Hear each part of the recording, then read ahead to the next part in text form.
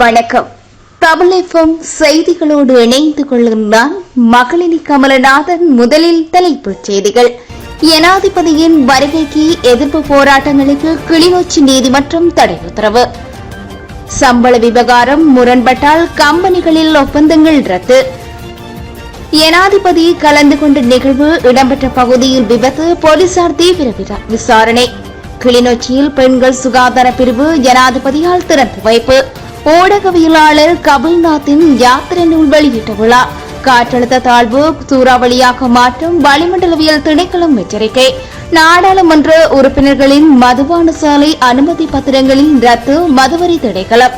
எதிர்வரும் தேர்தலின் பின்னர் அரசியலில் ஈடுபட மாட்டேன், விஜயகலா மகேஸ்வரன் அறிவிப்பு. கடந்த காலத்தை நினைவில் வைத்து மக்கள் வாக்களிக்க வேண்டும், ஐக்கிய மக்கள் சக்தி. இனி வருவன விரிவான செய்திகள். முதலில் இலங்கை செய்திகள்.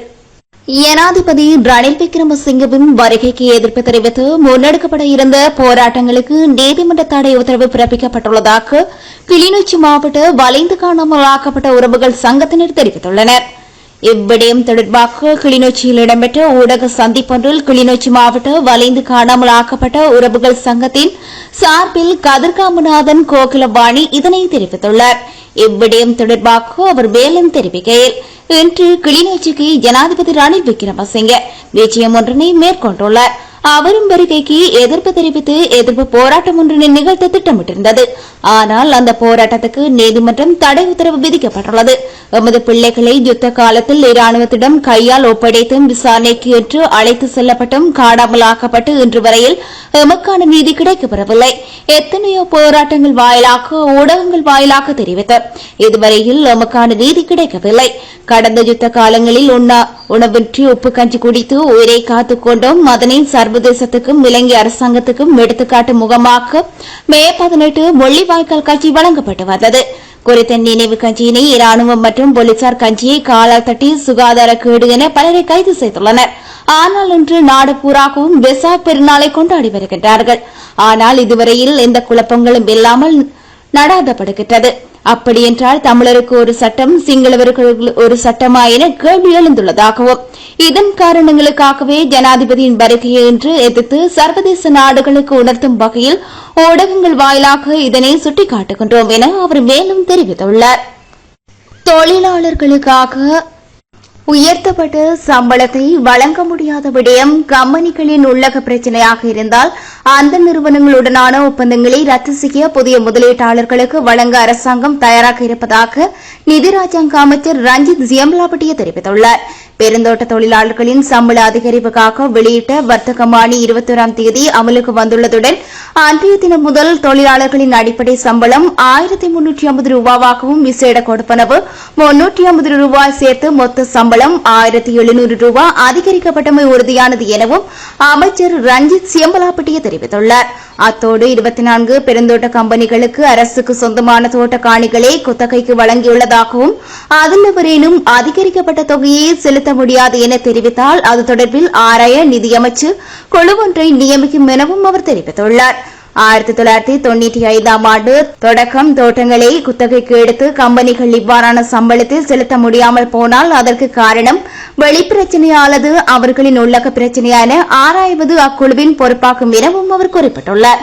அதன்படி தொழிலாளர்களுக்கான உயர்த்தப்பட்ட சம்பளத்தை வழங்க முடியாதவை கம்பெனிகளில் உள்ளக பிரச்சினையாக இருந்தால் அந்த நிறுவனங்களுடனான ஒப்பந்தங்களை ரத்து செய்ய புதிய முதலீட்டாளர்களை வழங்க அரசாங்கம் தயாராக இருப்பதாகவும் நிதி ராஜாங்க அமைச்சர் சுட்டிக்காட்டியுள்ளார். ஜனாதிபதி கலந்து கொண்ட நிகழ்வு இடம்பெற்ற பகுதியில் இடம்பெற்ற விபத்தினால் வாகன நெரிசல் ஏற்பட்ட நிலையில் வாகன நெரிசலை கட்டுப்படுத்த போலீசார் தீவிரமாக செயற்பட்டுள்ளனர். கிளிநொச்சி வைத்தியசாலை கட்டடம் திறப்பதற்காக இன்று ஜனாதிபதி கிளிநொச்சி விஜயம் செய்துள்ளார். இந்த நிலையில் காலை 8:30 மணியளவில் குறித்த விபத்து வைத்தியசாலை முன்பாக இடம்பெற்றதுடன் இதனால் குறித்த பகுதியில் போக்குவரத்து நெரிசல் ஏற்பட்டது. வேக கட்டுப்பாட்டை இழந்த டிஃபர் வாகனம் வீதியோரத்தில் வைக்கப்பட்ட பாதுகாப்பு அமைப்பு கம்பத்துடன் மோதி விபத்துக்குள்ளானதுடன் குறித்த சம்பவம் தொடர்பில் கிளிநொச்சி போலீசார் மேலதிக விசாரணைகளை முன்னெடுத்து வருகின்றனர். கிளிநொச்சி வைத்தியசாலையில் பெண்கள் சுகாதார பிரிவொன்றை ஜனாதிபதி ரணில் இன்று காலை 9:30 மணியளவில் திறந்து வைக்கப்பட்டது. கிளிநொச்சி மத்திய மகாவித்தியாலய மைதானத்தில் உலங்கு வானூர்தியில் வந்திறங்கிய ஜனாதிபதியை விஜயகலா மகேஸ்வரன் மற்றும் பலரும் வரவேற்றனர். தொடர்ந்து வைத்தியசாலை கட்டடத்தினை திறந்து வைத்த ஜனாதிபதி அங்கு இடம்பெற்ற நிகழ்வில் கலந்து கொண்டார். நெதர்லாந்து அரசின் கடன் நிதியுதவியின் பெண்களுக்கான சிகிச்சை கூடமாக அமைக்கப்பட்டுள்ளது.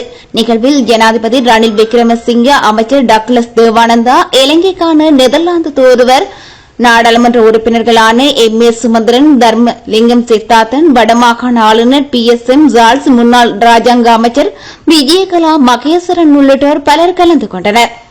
வவுனியாவை சேர்ந்த ஊடகவியலாளர் நவரத்தினம் கபில்நாத்தின் யாத்திரை நூல் வவுனியா கலை இலக்கிய நண்பர்கள் வட்டத்தின் 231வது பௌர்ணமி கலை விழாவில் நேற்று வெளியிடப்பட்டுள்ளது.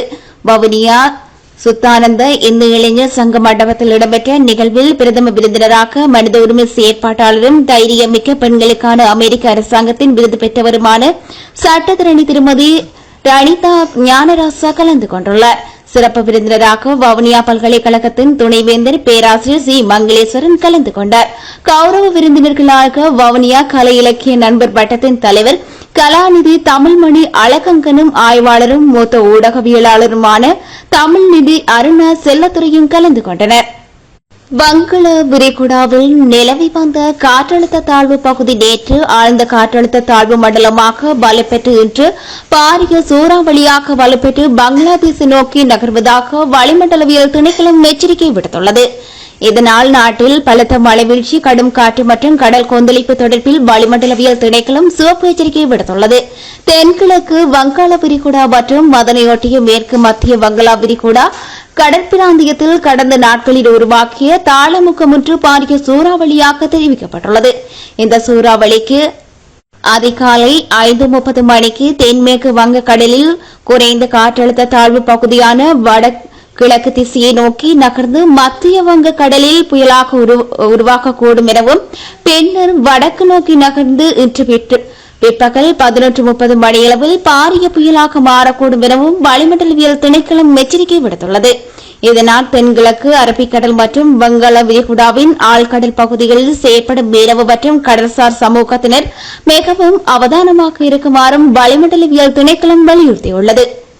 நாடாளுமன்ற உறுப்பினர்களுக்கு வழங்கப்பட்ட மதுபான சாலை அனுமதி பத்திரங்கள் அதிக விலைக்கு விற்பனை செய்யப்பட்டால் அவற்றின் உண்மைத்தன்மை ஆராயப்பட்டு மதுபான சாலை அனுமதி பத்திரங்கள் இடைநிறுத்தப்படும் என மதுவரி திணைக்களம் தெரிவித்துள்ளது. கடந்த காலங்களில் தவறாக மக்கள் வாக்களித்ததால் தான் பல மோசமான தலைவர்கள் ஆட்சிக்கு வந்து நாட்டை சோமாலியாவின் நிலைக்கு கொண்டு சென்றார்கள் என முன்னாள் ராஜாங்க அமைச்சர் விஜயகலா மகேஸ்வரன் தெரிவித்துள்ளார். ஆனால் தேர்தலில் படுதோல்வி அடைந்து முற்றொரு ஆசனத்துடன் ஆசியாவில் சிறந்த தலைவராக ஜனாதிபதி ரணில் விக்ரமசிங்கே மக்களுக்கு சேவையாற்றுகின்றார் என விஜயகலா மகேஸ்வரன் தெரிவித்துள்ளார். யாழ் மாவட்டத்தில் ஜனாதிபதி ரணில் விக்ரமசிங்கவினால் காணிகளுக்கான உறுதி பத்திரங்களை வழங்கி வைக்கும் நிகழ்வில் கலந்து கொண்டு கருத்து தெரிவிக்கும் போதே அவர் இவ்வாறு தெரிவித்துள்ளார்.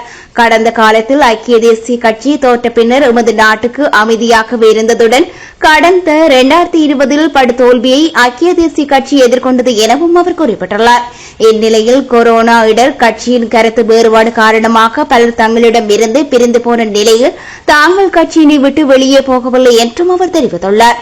அத்துடன் அடுத்த தேர்தலே தனது அரசியல் பயணத்தின் இறுதி தேர்தல் என்றும் அதிலிருந்து தானும் அரசியலிலிருந்து விலகி விடுவேன் என அவர் முன்னாள் ராஜாங்க அமைச்சர் விஜயகலா மகேஸ்வரன் தெரிவித்துள்ளார். கடந்த காலத்தில் கற்றுக்கொண்ட பாடங்களை வைத்துக் கொண்டு மக்கள் எதிர்வரும் தேர்தலில் புத்திசாலித்தனமாக வாக்களிக்க வேண்டும் என ஐக்கிய மக்கள் சக்தியின் நாடாளுமன்ற உறுப்பினர் இம்தியாஸ் பாக்ரம் ஆர்கார் தெரிவித்துள்ளார். அத்துடன் ஜனாதிபதி தேர்தல் என்பது நாட்டின் அரசியலமைப்பின் பிரகாரம் நடத்தப்பட வேண்டும், அதனை மாற்ற முடியாது. தேர்தல் தொடர்பில் அறிவிக்கும் பொறுப்பு தேர்தல் ஆணைக்குழுவுக்கு இருக்கிறது. எனவே அரசியல்வாதிகள் அது தொடர்பில் முடிவெடுக்க முடியாது எனவும் குறிப்பிட்டுள்ளார். ஆகவே எதிர்வரும் தேர்தலின் போது வரலாற்றில் பாடம் கற்றுக்கொண்டு விழுந்த குழியில் மீண்டும் விழாமல் புத்திசாலித்தனமாக தீர்மானம் எடுப்பது நாட்டு மக்களின் பொறுப்பாகும் என இம்தியாஸ் பாக்ரம் மார்க்கர் தெரிவித்துள்ளார். ஆனால் எதிர்வரும் தேர்தலில் புத்திசாலித்தனமான தீர்மானம் ஒன்றை எடுப்பதுடன் தேசிய அரசியல் குறுகிய நோக்கங்களை அடைந்து கொள்வதற்காக வழங்கப்படுகின்ற வாக்குறுதிகளை மக்கள் தெளிவாக புரிந்து கொள்ள வேண்டும் எனவும் அவர் தெரிவித்துள்ளார். குறுகிய அரசியல் லாப நோக்கங்களுடன் செயற்படுபவர்கள் உலக அரசியலிலும் இலங்கை அரசியலிலும் இருக்கின்றனர். மக்களின் உயிர்கள் அரசியல்வாதிகளின் உயிர்கள் தொடர்பில் கண்டுகொள்ளாமல் குறுகிய நோக்கங்களை அடைந்து கொள்ளவே சிலர் முயற்சிக்கிறார்கள் என நாடாளுமன்ற உறுப்பினர் தெரிவித்துள்ளார். பொருளாதார நெருக்கடி காரணமாக இடைநிறுத்தப்பட்ட வடமாகாணத்துக்கான வேட்டத்திட்டம் அடுத்த வருடம் முதல் மீண்டும் ஆரம்பிக்கப்படும் என ஜனாதிபதி ரணில் விக்ரமசிங்கே உறுதியளித்துள்ளார். உரிமைய வேலை திட்டத்தின் கீழ் யாழ் மாவட்ட மக்களுக்கான காணி உறுதிப்பத்திரங்கள் வழங்கும் நிகழ்வில் கலந்து கொண்ட போதே ஜனாதிபதி இவ்வாறு தெரிவித்துள்ளார். அத்துடன் நாட்டு மக்களின் காணி உரிமை உறுதிப்படுத்தப்பட்டு முன்னோக்கி செல்வதற்கான சந்தர்ப்பம் உருவாக்கப்படும் எனவும் ஜனாதிபதி ரணில் விக்ரமசிங்கே மேலும் தெரிவித்துள்ளார்.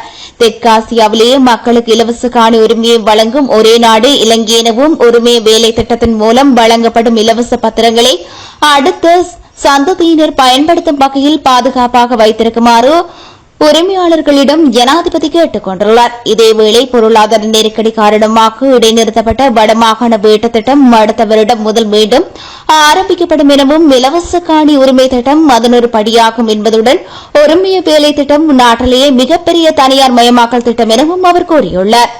இனி வருவது இந்திய செய்திகள். வங்கக்கடலில் உருவாகியுள்ள புயல் காரணமாக அந்தமானுக்கு இயக்கப்படும் தமது விமான சேவைகள் ஏர் இந்திய விமான நிறுவனம் ரத்து செய்துள்ளது. வங்கக்கடலில் உருவாகியுள்ள குறைந்த காற்றழுத்த மண்டலம் ட்ரெமல் புயலாக வலுப்பெறுவதனால் முன்னெச்சரிக்கை நடவடிக்கையாக விமான சேவைகள் ரத்து செய்யப்பட்டுள்ளதாக அந்நிறுவனம் அறிவித்துள்ளது. மேலும் இவ்விடயம் குறித்து பயணிகளுக்கு தகவல் தெரிவிக்கப்பட்டுள்ளதாகவும் சென்னை விமான நிலைய அதிகாரிகள் தெரிவித்துள்ளனா்.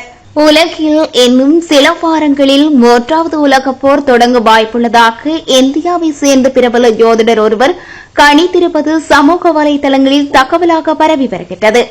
ஹரியானாவை சேர்ந்த பிரபல ஜோதிடரான குஷால் குமார் என்பவரே இது தொடர்பாக தனது வலைதளங்களில் கூறியுள்ளார். தற்போது ரஷ்யா நோட்டா உறுப்பு நாடுகளின் ஆதரவு பெற்ற உக்ரைன் இடையிலான போர் மற்றும் வடமேற்கில் இஸ்ரேல் பாலஸ்தீனம் ஈரான் சிரியா ஆகிய நாடுகள் நிலவும் அமைதியின்மை போன்றவற்றால் 3ஆம் உலகப் போர் குறித்து பேசப்படும் நிலையில் இவரின் கணிப்பு மக்கள் மத்தியில் பெரும் பேசுபொருளாகியுள்ளது. அதன்படி 2024ஆம் ஆண்டு உலகெங்கிலும் நடைபெறும் போர் பதற்றம் சூழ்நிலைகளே இதை கணிக்கக்கூடியதாக உள்ளதாகவும் கொரிய நாடுகள் சீனா மற்றும் தைவான் மத்திய கிழக்கு போன்ற போர் பதற்றம் உள்ளிட்ட செய்திகளும் உக்ரைன் ரஷ்யா போர் இஸ்ரேல் காசா போர் இதற்கு உதாரணமாக கணிப்பை தருகின்றதாகவும் அவர் தெரிவித்துள்ளார். சில நாடுகளில் ஆட்சி அதிகாரம் பெற்ற சிலர் பெருங்கவலைக்குரிய சூழ்நிலையை எதிர்கொள்வதாகவும் அவர் குறிப்பிட்டுள்ளார். இன்னும் சில நாடுகளில் அரசியல் எழுச்சி ஏற்படலாம் என்பதுடன் அதனை தடுக்க இராணுவம் கொண்டுவரப்படலாம் எனவும் அவர் தனது கணிப்பில் குறிப்பிட்டுள்ளார். இனி வருவது உலகச் செய்திகள். பப்புவா நியூகினியாவில் ஏற்பட்ட நிலச்சரிவு காரணமாக உயிரிழந்தவர்களின் எண்ணிக்கை 300ஆக உயர்வடைந்துள்ளதாக தெரிவிக்கப்பட்டுள்ளது. தீவு நாடான பப்புவா நியூகினியாவில் நேற்று முதல் பெய்து வரும் கனமழை காரணமாக அங்குள்ள எக்கா மாகாணத்தில் காகோலம் கிராமத்தில் திடீரென பாரிய நிலச்சரிவு ஏற்பட்டுள்ளது. இதனால் பல வீடுகள் சேதமடைந்துள்ளதுடன் நேற்று அதிகாலை 3 மணியளவில் குறித்த நிலச்சரிவு ஏற்பட்டதால் வீட்டில் தூங்கிக் கொண்டிருந்த பலர் மண்ணில் புதையுண்டுள்ளதாக அந்நாட்டின் பேரிடர் முகாமைத்துவ நிலையம் அறிவித்துள்ளது. இந்நிலையில் பப்புவா நியூகினியா நாட்டில் ஏற்பட்ட நிலச்சரிவில் சிக்கி பலர் காணாமல் போயுள்ளதால் அவர்களை தேடும் பணிகள் தொடர்ந்து நடைபெற்று வருவதாக அந்நாட்டு அரசாங்கம் அறிவித்துள்ளது.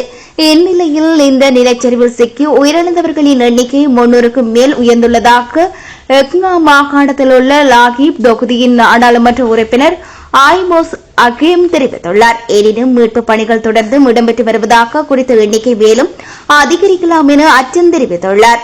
இராணுவ நடவடிக்கைகளை நிறுத்துமாறு விடுக்கப்பட்டுள்ள சர்வதேச நீதிமன்றத்தின் உத்தரவு மிகவும் மோசமான விடயம் என இஸ்ரேலிய அரசாங்கம் அறிவித்துள்ளது. அத்துடன் காசாவில் இஸ்ரேல் இனப்படுகொலை செய்வதற்காக கூறப்படும் குற்றச்சாட்டுகள் முற்றிலும் தவறானவை என்பதுடன் ராபாவில் போர் இலக்குகள் தொடரும் எனவும் இஸ்ரேலிய அரசாங்கம் குறிப்பிட்டுள்ளது. மேலும் சர்வதேச நீதிமன்றத்தின் உத்தரவு ஒழுங்கு ரீதியில் அருவருப்பானது என்பதுடன் ஏற்றுக்கொள்வதற்கானதாக விடயமல்ல எனவும் இஸ்ரேல் தெரிவித்துள்ளது. எனவே காசா பகுதி முழுவதிலும் இருந்து காமஸ் அமைப்பை ஒழித்து கட்டவும் பிணை கைதிகளை மீட்கவும் தமது இராணுவ நடவடிக்கைகள் தொடர்ந்தும் முன்னெடுக்கப்படும் என இஸ்ரேலிய அரசாங்கம் தெரிவித்துள்ளது. பாகிஸ்தானுக்கான நிதியுதவியை அதிகரிப்பது தொடர்பான பேச்சுவார்த்தையில் குறிப்பிடத்தக்க முன்னேற்றம் ஏற்பட்டுள்ளதாக சர்வதேச நாணய நிதியம் தெரிவித்துள்ளது. சர்வதேச நாணய நிதியத்திடமிருந்து பாகிஸ்தான் $3 பில்லியன் நிதியுதவியை ஏற்கனவே பெற்றுள்ள நிலையில் மேலதிகமாக $6 பில்லியன் முதல் $8 பில்லியன் வரையில் நிதியுதவி கேட்டு பாகிஸ்தான் கோரிக்கை விடுத்திருந்தது. இந்நிலையில் சர்வதேச நாணய நிதியம் மற்றும் பாகிஸ்தான் உயர்மட்ட அதிகாரிகளிடையே இடம்பெற்ற தொடர் பேச்சுவார்த்தைகளின் அடிப்படையில் பாகிஸ்தானுக்கு நிதி வழங்குவது தொடர்பில் சாதகமான நிலைப்பாடுகள் இருப்பதாக சர்வதேச நாணய நிதியம் தெரிவித்துள்ளது. இத்துடன் செய்திகள் இனிதே நிறைவு பெறுகின்றன. நேர்கள் இதுவரை இணைந்திருந்தது தமிழகத்தின் பிரதான செய்தி அறிக்கையோடு.